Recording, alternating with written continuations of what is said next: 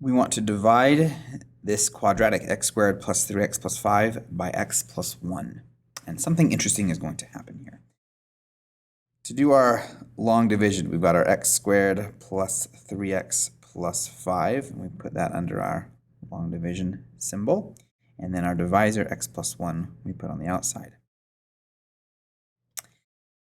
Now we take the first term here, x squared, and we divide that by the first term out here, x. X squared over x is just x, and that's what we put up above here. Now we take this x and multiply by the entire x plus 1. So x times x is x squared, and x times 1 is just positive x, so plus x. And I subtract that. The x squared minus x squared cancels. 3x minus x is 2x, and 5 minus nothing is still 5. Now I do it again. I take my first term here, 2x, and divide by the first term out here. Divide that by x. 2x divided by x is 2. I put that out here, plus 2. Now I multiply the 2 by the x plus 1. So 2 times x is 2x, and 2 times 1 is 2.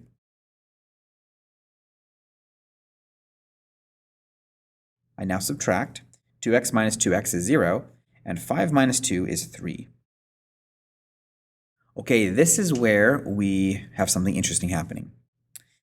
Once this, what you have down here, that when we normally would divide by this first term, once this has a lower degree than this here, meaning the number of x's that I have here, the power of x that I see here is smaller than the power of x here, that means that I'm done with my division. Now, so far, we've only seen getting a 0 here, okay? But because this is a number, this here, okay, what you get down here is called your remainder.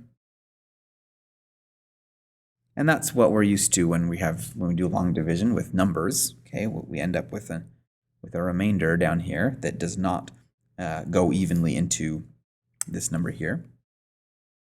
Or sorry, the other way around. X does not go evenly into x or into 3. And so we have our remainder here. Okay, this thing up here is called the quotient. Okay. And of course, this thing here was called the divisor. So what we're going to write here now is we're going to take this thing here. This is called the dividend. Okay. And the way we're going to write our result is this. We take dividend over divisor equals the quotient plus the remainder over the divisor. Okay, this is the form that we're going to be writing our answer in. Now I want to, I'll write this out with these polynomials, and then I'll show you how this mirrors what we've been doing with real numbers when we do long division with real numbers. So our dividend over the divisor, that's the x squared plus 3x plus 5 divided by the divisor of x plus 1. Okay. We ended up with our x plus 2, but then plus our remainder was 3 over the divisor, the original thing we were dividing by, which is x plus 1. Okay, so that's when we divide that, this is what we end up with, our quotient plus the remainder over the divisor. Now let me just write over here an example with numbers. Okay, I'm just going to do simple numbers here. If I do 12 divided by 5, okay, we know that this here is called an improper fraction because the numerator is larger than the denominator.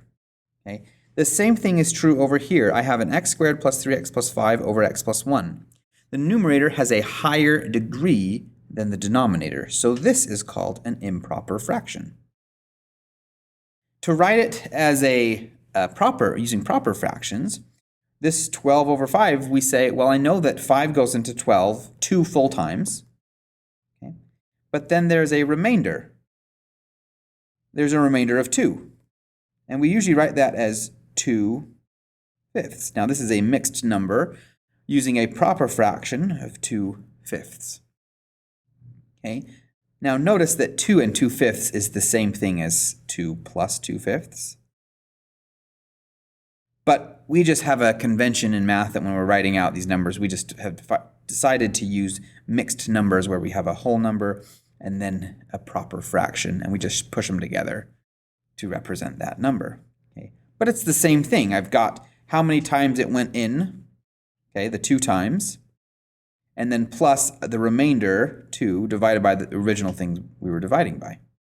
We have the same thing over here. We have the x plus 2, which is we could think of it as the whole number times that x plus 1 goes into x squared plus 3x plus 5. But then we had a remainder of 3 over the original divisor.